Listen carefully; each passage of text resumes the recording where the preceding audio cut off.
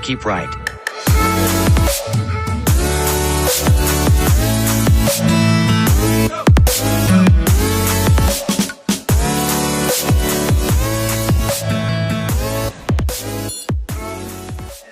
Hey everyone, welcome to Prepare to Go There, the most overlooked and underrated coaching conversation that we could be a part of today.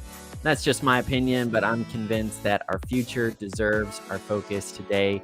Thank you so much for investing this time in leading yourself, right? Putting in the necessary unnoticed preparation so that way when you show up into the future, you show up ready. If you're new to this channel, my name is Peter, and it has been a joy to go on this extended coaching journey with so many friends and leaders. You are crushing it in so many unique and needed places. You're in media, you're in business, you're focused on, family and community. You got mission in mind. You're just amazing. You inspire me. Today is Future Friday, which means literally anything can go. And I love taking a day off, obviously, but I use it as a behind the scenes kind of off stage work day for me personally, just for my own stuff. And so Future Friday looks a little different every week, but it is dedicated on the calendar. I aim for at least a few hours just to get away so I can get ahead. And today was very uneventful and so needed. I'm going to give you just a little preview of what a cherished, rare, valuable Future Friday looks like for me this weekend. For me, it looked like spending a little extra time in my morning routine. And then I had a great conversation on the phone. And then I was decluttering my digital workspaces while I was listening to a live stream conference. And then I went walking, and now I am here. So there was some stuff that kind of went on in between, but I mean, that really is as easy or as intense, I guess, as a Future Friday has to feel. Sometimes we think, oh, we're going to the future. It might just be what you need to be ready for the future. And so that's what it required for me. I've been doing a lot of head down thinking, writing, working, been creating content with you in mind. I've kind of put myself out there now, and there's no turning back. I am working on a book project. I'm super excited about getting that out to y'all. It's called Field Guide to Your Future. And I'll be sharing more about that as we get closer to the 100th live stream. But we only have a little bit of time for now. I wanted to share a little bit of the why and then get into a great conversation that I was able to have with a friend who is a leader, John Hettinger, and he is the production director at a great church community in the Houston area. And if you remember a while back, we had a conversation with one of my great friends, Chris Needham. And so they're kind of all in cahoots over there. But I'm just grateful for friends that share their friends, because I am better because of it. And I hope that I can be a encourager, connector, bridge builder, networker for others as well. So I found out that my live streaming tool has a new little feature. So I'm gonna play with that for today. But welcome back to the Future Frontier. It's my observation and my growing conviction that most people don't know how to lead others into a better future because they don't know how to lead themselves there first. So self-leadership is the big idea for Prepare to Go There. And if you want to prepare to go there, you have to figure out how to do two things. You have to figure out how to lead yourself and how to stay focused on the future. Sometimes we can quit. Other times we just forget. And today really is all about keeping your future on the front burner. So if this resonates with you, I want you to join our amazing email community, um, friends, leaders who want to lead themselves and level up. And I send out an email once a week on Fridays, and it's got all of the content bundled up. I also share incentives and updates. So if you are interested in the next future focused leader mastermind, the next leadership mastermind that we're going to be pulling together for, again, sometime around the 100th live stream, then get on the email community. That's where you'll get your details to get involved. We've been talking about the importance of personal rhythms and how they can force multiply with our working systems. And so I won't get into any more. It's time for the main event. I want to make plenty of space. This video is a conversation that I had with John Hettinger. The reason we pre-recorded it is because he is in a really awesome but stacked season right now. So I just wanted to prefer his scheduling. And then he was so gracious. He was really cool and was like, yeah, let's shoehorn this in. So I think it was a win-win. I know you'll enjoy it. I'll be back to kind of talk about it at the end. But let's blow up the chat and let's talk and share what we are enjoying while this is going on. Y'all enjoy this conversation with John Hettinger. John, thank you so much for spending some time talking about self-leadership and all things systems and rhythms. How are you doing? I'm doing great, man. Excited to be here with you. This is a big conversation for me. There are other friends and leaders that want to lead themselves. They want to stay focused on the future. And whenever I kind of survey the landscape of my life, you are one of those few guys that really challenge the way I think. You're always encouraging me with your example to think deeply, think differently. And so I just wanted to kind of pull you into this community. And I am so grateful because you are right in the middle of a big kind of conference season in your world. But just to kind of kick it off, would you introduce yourself to my community here with Prepare to Go There, and let us know what you're focused on in your future frontier? What are the things you're excited about, the things you're working on personally, professionally, whatever? Yeah. Really good to be here, of course. Right now, we are, of course, we're in the middle of conference mode. We have 2 conferences in the next 2 weeks. I'm the production director at Dwelling Place Church. So just managing all of those systems for all kinds of tech and worship, which is a lot in like 3 different venues over several weeks. So it's really fun.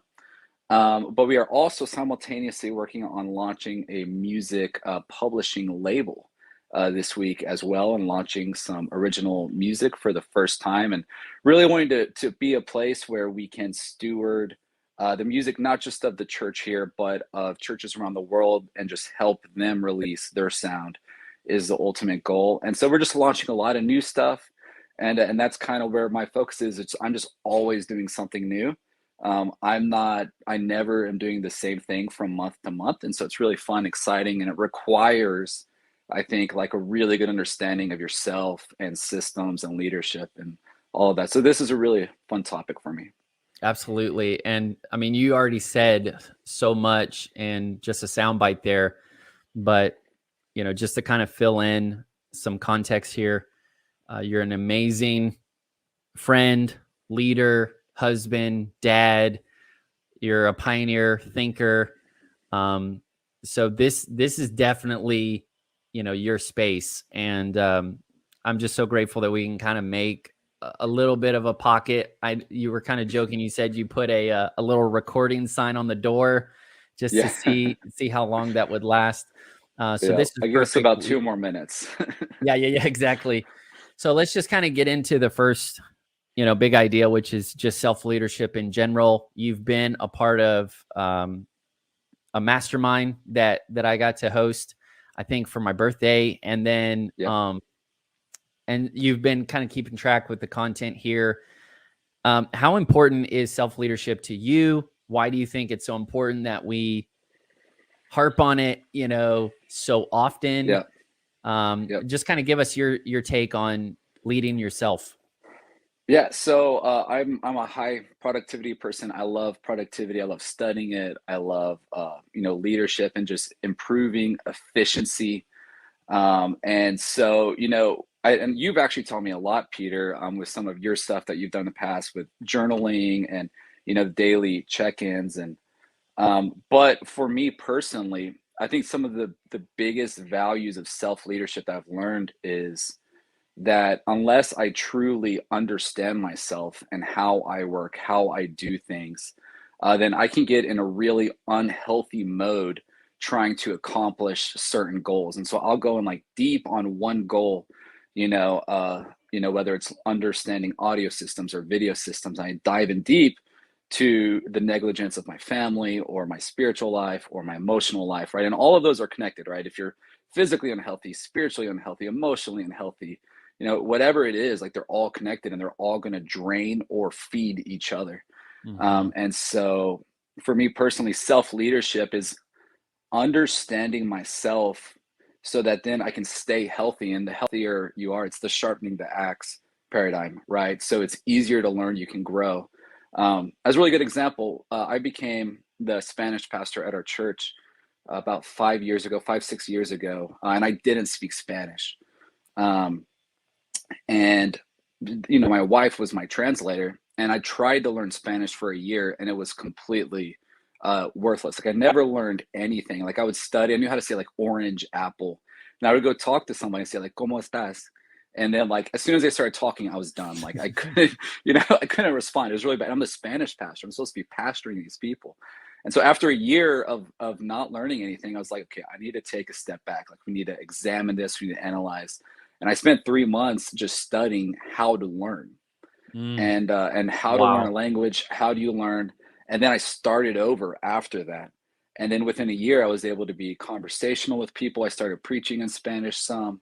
I would still use translators at times, but it was just this massive improvement because of rather than just, like you said, beating my head against the wall, it's this self leadership of, what do we need to do? And then spiritually praying through that. Obviously, I work for church, so I love that. And one of the things that you and Pastor Randy have taught me is how to take all of our to-dos and there's so much we need to do, right? I have probably 15 more to-dos on my to-do list for today, but to take it before the Lord, pray over it, and then let him lead me, let him give me wisdom. And so that then we're doing the Psalm 127, which I'm sorry, this is a lot. It's a huge answer, but No, it's to so me, if good. you ask me what self leadership is, I would define it as Psalms 127. It's building your life with the Lord, right? Unless the Lord builds the house, those who build it labor in vain. So self leadership is, Lord, what are you doing right now? And then practically aligning what you are doing to be what He is doing.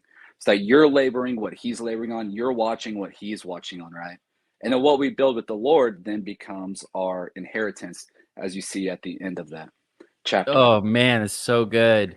I was just reading through First Corinthians, just kind of listening to it on the Dwell Bible app, and talking about you're going to be make sure you're building the right way. It's going to get Yeah, inspected. It's going to be fire tested, and make sure that what you're building is built to last. And yeah, I love how you said every part of your life is connected. It's either feeding or it's draining the other hmm areas, you yeah, know? And I talk a lot about multifaceted focus, the ability to keep that aerial view and, uh, to make decisions or even make incisions on your plans based on how it affects the others, and going for that hmm integrated view, which is a concept that Peter Drucker talked a lot about in his writings, and a lot of other people. Integrity is actually just living hmm an integrated lifestyle. And the yeah, irony is I'm just kind of bouncing, just kind of riffing off all the amazing things you said. But the irony is self-leadership is not selfish. It's actually more akin, more aligned with self-control, Hmm. which is a good thing, something we actually need to be growing in. And I believe the Lord actually expects us to lead ourselves. I mean, that's why he Yeah. tells a story about a owner who has talents or money. He gives them off to his team. He says, okay, make this grow, go put this to work, go invest this. That doesn't sound like micromanaging to me. That sounds No. like a lot of empowerment, a lot of trust, and a Hmm. lot of responsibility. And so, oh my goodness, to whom much is given, much is required. And I think there's a lot of people that just kind of live in this um, weird, kind of distorted view of servant leadership that is still very handicapped in their own sense of confidence and competence. And they're not really, you know, uh, leveraging their unique strengths, gifts, Yeah. aptitudes to, to really serve others by leading well. And instead, they're just kind of taking the easy route out. They're just saying, well, nobody told me to do that. Yeah. I'll just kind of play it safe, and hedge your Right. bets. So self leadership is a big step. And so I kind of want to lean into your experience and really even your expertise when it comes to rhythms and systems, Yeah. because this is easier said than done. There's a lot of my friends, a lot of leaders that I interact with. Whenever you kind of push on them and say, how are you really doing? What's really going on? Let's kind of talk practically about, Hmm. working on your schedule or working on your systems, your teams, your calendar. Man, Yeah. this comes up all the time. And I get it because, I mean, we're facing this as well. So, Yeah. can you just kind of kickstart with some terms? Um, how would you describe or define, routines versus rhythms and then Yep. systems? Are there certain routines that you rely on, to lead yourself well? Yep. Are there rhythms that have really helped you either personally or with your family, your team? And then just kind of like go to town on systems, because I can't wait to learn just kind of how you think about building systems that make teams successful. Yeah. Well, it's great because you've actually taught me a lot about systems. So I've learned a lot from you. But so for me personally, I think a lot of how you define routines and rhythms, or how, I guess maybe not how you define it, but maybe how you use them is based more off of your personality and who you are. So for example, I have a gift in that I'm able to really dig into stuff more than most people, um, to where I can just like go after one topic, deep dive, for weeks and weeks until I get to the point where I think I've mastered it. I completely understand it. But to the exclusion of literally everything else that I should not be ignoring. But that's how I learn. That's how I grow. So I use routines specifically to keep me healthy, right? So to do Mm, what I would call balanced, right? And so yes, we should be extreme for certain things, but you know, to keep family healthy, to have enough energy, to have enough. I believe you've talked about energy, like protecting your energy and preserving that. And so I use routines specifically to make sure that I'm healthy. Now, when I come to work, when I'm meeting with people, that I'm in the right frame of mind, that I'm ready, that I'm really hearing them, and I'm not just like stressed out, like, mm, because I'll get very task list oriented. So I keep my to-do list, but my to-do list is for me personally needs to be like, go sit with somebody. Like, mhm, who do I need to counsel today? Who do I need to call? Who do I need to spend time with?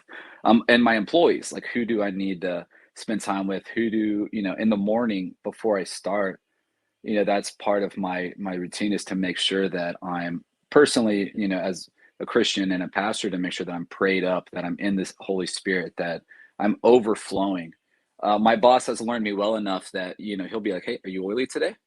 And if not, he'll be like, go to your truck, get oily, which, just means just spend time in prayer, loving on the Lord and resting in his presence until I'm at the place where I need to be effective and productive in a high, maybe not a high stress, but a high intensity environment where we're doing a lot of things nonstop. I think in one year we did 54 to 56 events, not excluding our weekly services. Mm. So it's just very high level productivity. And so to me, so the definitions of those would be that daily routine, which I use to preserve my own health and my family health, and to make sure that I'm spending time with my kids, and even stuff like hugging my kids for 30 seconds before they go to school, right? And just slowing down and just really just giving them that time and that affection and seeing how it affects their mood. And so I use my routine for that. And then as far as rhythms, I believe that I use rhythms to master. So, and this is kind of my job, right? So I master a new area for the church, or something that the church needs to grow in, to master it, and I'll deep dive using routines to stay healthy in the midst of these rhythms where I shift to something new that I've maybe never worked on before, to make sure that my employees are still getting enough attention and healthy in other areas that I'm maybe not able to focus on as much. And then systems, then I would say, is when I'm moving on, how do I leave this area in a way that now that I'm moving on to something new, that it stays, really healthy and really excellent? Because it's very easy to put all your focus on something, upgrade it. It jumps up, skyrockets 10 levels. Then you Hmm. move on and then it drops six. And that's not the goal of what we want to do as leaders, right? We want to constantly be training, mentoring, learning, imparting. My mentor as a kid, Andy Ramos, he uh, he told me, he said, I'm going to teach you everything I know, but you're never going to learn more than me, because you'll never know more than me, because I'll never stop learning. That's And I so think, good. that's what our our mentality as leaders needs to be, right? Like, we're to be a leader, you got to be moving forward. And so we're always moving forward, and then using systems, not for just to-do lists. I feel like that's like the lowest level of leadership, is to-do lists and micromanagement. It has to be empowerment of specific gifts, and knowing your team, to know that you have all the different gifts, and allowing them to work together, and then really getting them excited and empowered to grow beyond you, so that as you move on to a new area, it actually goes higher than where you got it, instead of backwards. Man, so good. I love how you're kind of giving us the lay of the land with that, and really giving us that big picture so we could see how they all fit together. I mean, routines help you automate awesome, so that way you can stay healthy. And Yeah. then rhythms is that prompt to come back to different areas of your life, to come back to key relationships in your life, to come back to best practices in your life, so that way you don't drift Hmm. from the success or the joy that you've been experiencing. And then Yeah. systems is the actual hands-on work of the project you're working on, the archives that kind of come out of it, the artifacts you're leaving Hmm. for the future. And so we're building systems all the time, whether we realize it or not. Your Yep. example is going to become someone else's system. Yeah. And what's so funny is people, they'll look at, what we did or started or tried, and they'll be like, um, okay, what was the exact way you did that again? And you're like, you have no idea. I was just kind of figuring it out as I go. Yeah. It's less about the perfect way to do it. It's more about the persistence to keep doing it. Hmm. And so you're building that culture and you're establishing systems. What I found is that we can kind of get this fanfare and kind of trigger happy with, oh, we need a system. That's the answer. Hmm. But then that becomes the shiny object syndrome, where if you don't like the results, or if you don't like the pace, or if you think, you're getting discouraged, well, we just need a better system, Yeah. And then and that system smashes another system a lot of yeah, times. and they're related. Yeah. So it's, how have you, are there some safeguards that you have identified to make sure that your systems don't become, the the machine that just keeps, Yeah. burning you out, burning other people out. Yeah. Um, Well, and so for me personally, I think, I mean, as much as I want to sound perfect at systems, to me, the biggest safeguard is, the fact that if the system fails, then I'm ready to accept that, okay, this system just failed and we need to evaluate, not just re-implement it like in a stronger way, but to really evaluate, okay, what's going on here? Like, are the people overworked? Are we wearing too many hats simultaneously? What are the foundational issues causing this to not work well? But with the systems that we develop, I think it has to come from a place where it's not just a checklist, but you're really mentoring people and you're okay with, these small failures, right? Like we celebrate failure, we celebrate messing up because it's a person who has a gift or an anointing in that area.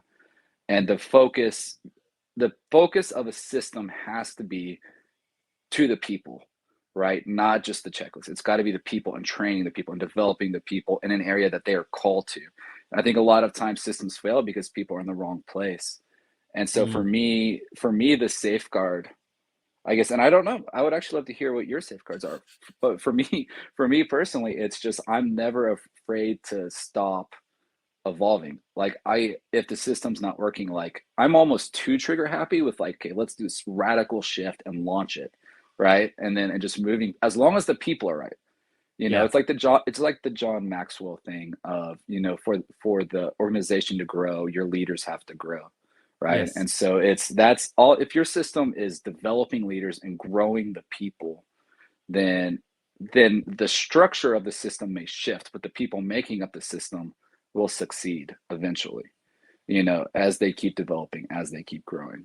And they'll That's help you figure out the best way, right? Like the Starbucks book, the let the janitor choose the broom or let the janitor choose the mop. As you develop these people and they begin to understand their work environment better, then they come to you with ideas and excitement, mhm. if you're really being a good leader and mentoring well. That's so good, man. Um, I just feel like there's so much synergy already, and I would encourage you whenever conference wave is over, maybe after Christmas, go check out the Wednesday episode because I was talking about systems are people powered. They prioritize people, and I think one of the ditches we fall in is we think systems are mostly about tracking. Oh, we're tracking the checklist, we're tracking Hmm. the due dates, we're tracking the outcomes. But I encourage, everyone in the community here to kind of reimagine systems not as mostly tracking, but mostly training. Wow, that's It's awesome. a training based approach. And systems, Yeah, there is an education involved in the system. There is an empowerment involved in the system. And the more it's just it's being proactive, not reactive. If right. I'm being proactive, I want to train people in the system, with the system, for the system. But if I'm being reactive, then I don't trust that Yeah, they know it well enough. I don't trust that they remembered it. I don't trust that they're well versed, in it. And so I'm tracking their that's movements, their so good. minutes. I'm tracking Yeah, the checklist, the outcomes of it. And my my goal, almost to a default, I can err on this, is I'm way more on the development, the growth, the learning side, where if I only have 30-40 minutes with this whole group of people a week in a team meetup, I'm going to do like training and team yeah, building, and I want to like invest in them and ask questions of them and get buy-in. And I love that. if we have to go slower, we just have to go slower. And those tasks always find a way of getting attention Yeah, anyways. yeah, So let's that's kind of really good. Let Go me ahead say, and can I say one more thing yeah, real please, fast, and please, then we can please close do. it. Yeah, just as a testament to that, I've never thought of this as a system, but I think it is one of the things that has made my teams really successful is that we always have a priority of that every day I tell them I want you to like spend time 30 minutes to an hour just learning, like investing in yourself. And also I give them a like a 10%, like some other time I say I always want you to have a passion project that I'm not asking you to do. And I think both of those, while I haven't maybe thought of that as a system, is exactly what you're saying of, investing in people first. So, and I think that's really contributed to the success of those teams. So Well, that's it it. definitely speaks volumes, man. Your work is um, really just increasing exponentially. Every time I hang out with you, talk to the guys, I'm hearing, oh yeah, we're doing this, we're doing that, we're doing this, and y'all are not your whole team culture. You're not afraid to throttle forward. I mean, you're Yeah. not afraid of speed. You're not afraid of being agile. You're not afraid of like more volume, more opportunities. You just you have a way of, you know, making it all work. And I know the heart behind it. Y'all are just so willing to just roll up your sleeves, make it happen, flow. I mean, there's very little ego that I have felt or sniffed out, in your team, which is a huge compliment to Yeah. just the whole operating system there. But I do Thank you, want to man. kind of finish, if we got maybe time for one more question, just to kind of hit on rhythms. Okay. Um, right now you're in a swell. You're about to surf a really big wave. You've got some big gatherings, some big conferences that are going to be happening. um how how do you kind of make sense of rhythms, um and how do the systems help with your rhythms or vice versa? So it's a really good question. I would say, we have two conferences over, 2.5 weeks. Not much time for sleeping, not much time. It makes it very hard to stay healthy, to stay, viable. You push really hard through these seasons. And so I would say one, your systems, I think leading up to this, maybe not during this, I think your systems leading up to this are what make this doable because of the people, right? It's all about the people. And so having people that you can really rely on, that I know, like if I got sick today and I was gone for 2 weeks, I trust my team could do it without me. And That's it. it's invaluable. And then as far as rhythms though, it's to me, it's my family has kind of learned to operate through this and learning to make, and I think it's routines feeding into rhythms, feeding into systems. It's, Hmm. keeping your family engaged and making that time, right? Where, extra time with family before leads into this rhythm of where I'm able to really push myself for a period of time.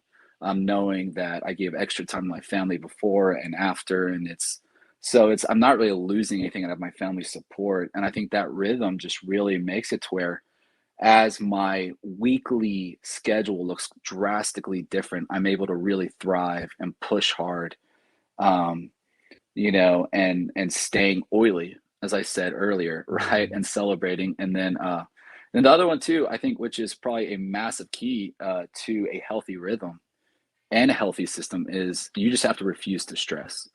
It's so easy in these kind of environments to get stressed, but stress, it's proven it breaks down your DNA. It doesn't help you focus. It prevents your ability to work smart and efficiently and to work well. And so instead, just staying relaxed and even taking a break. One of our core values here is that no matter how busy we are, we will always stop to either help a coworker or to help, a new person, right? No matter, if we're going live in 60 seconds and so a new person comes up to me, then, that's one of our core values is they are my focus at that point. But that kind of healthy focus actually gives a freedom that overall makes everything better, Yeah. I believe. And so Yeah. I think those rhythms of core values and routines and systems all lead up. Like it has to be in place before you get into the middle of this. Because if you're trying to fix it in the middle of high pressure Mhm. times, it's not going to work. You just need to finish it, and then probably take a week and go, reevaluate everything leading up to that. But it's the months leading up to these seasons, working together with healthy systems, healthy rhythms, healthy routines, empowering leaders that really make it able to uh, allow you to thrive during these seasons. Well, you guys are doing it, man. I really appreciate this conversation. The very fact that you would stop in the middle of this um, big push of a week and just to have a conversation with some new friends and some other leaders, it goes a long way. Is there anywhere people can go to get in contact with you, or just to kind of see Yeah, uh, the awesome things you think about and work on too? yeah. Well, I would just say it's probably easiest way is just to email me. So just John at dwellingplacechurch.com. Or check us out on YouTube and check out the live stream and the production. And I'm really proud of how the team has been upgrading it with all of our volunteers, and because we're completely volunteer based, but it's still I love seeing them grow and as leaders and audio, video, and production, and it's just really cool. So if you have any questions, I'm always here. I love helping, consulting, whatever you need. Man, he really means it. I've asked him for some questions and some help, and he's gotten me out of quite a few jams. So it's been great. Thank you, John. We Yep. appreciate it. Have an awesome conference run, Thank and you. look forward to having more conversations sometime afterwards. Yep. Looking forward to it. Thanks, Peter. So good, right? Wow. Hey, let me know in the chat what stood out to you, a big idea or an action. I've been thinking of this too. A lot of times we hear, "Oh, what's the takeaway? What's the takeaway?" And we're always looking for action steps. When I communicate, I think about, okay, what call to action am I giving people? But I'm also realizing just the importance of uh, framing things up to help people make distinctions and then make decisions. So maybe there's not like a really big action step you need to take, but there is a clear decision that you want to make. Hey, I am going to be intentional about my rhythms. I am going to automate awesome with routines so that way I can stay in a healthy mode and I can be more available to the people that I lead. And I'm going to be thinking about these systems. I'm going to double down on these systems so that way I can help other people on my teams level up. I really appreciate you being a part of this conversation today. I want you to share it with others and let them know that the Future Friends community is open. I'd love to just have more conversations with great people that are mission minded and are committed to put in the work. Um, I want to say thank you just for being along. And I have a free PDF for you. It is the fail proof planning guide. It's going to help you get started so you can get better. And it's not going to tell you, you know, what to do. It's just going to prompt you with some questions so that way you can identify your roles and goals. You can see them fleshed out in routines and rhythms. And then it's going to give you an action plan to have a very effective weekly planning session. So I want you to enjoy that. And getting that download will also put you into the email community. So, y'all, that is it for today. I'm going to keep it short and sweet because Sir Joy and I have plans for the weekend. But I really appreciate y'all. I want you to stay encouraged. I want you to uh, take advantage of quarter four. Quarter four is just one of my favorite times of the year, and we have a few holidays coming up. That's just a great opportunity for family and friends, some good food, but it it's designed to give us the necessary downtime so that way we're examining and we're leaning forward. And I want to help you launch into a great 2022. So more stuff we'll talk about next week.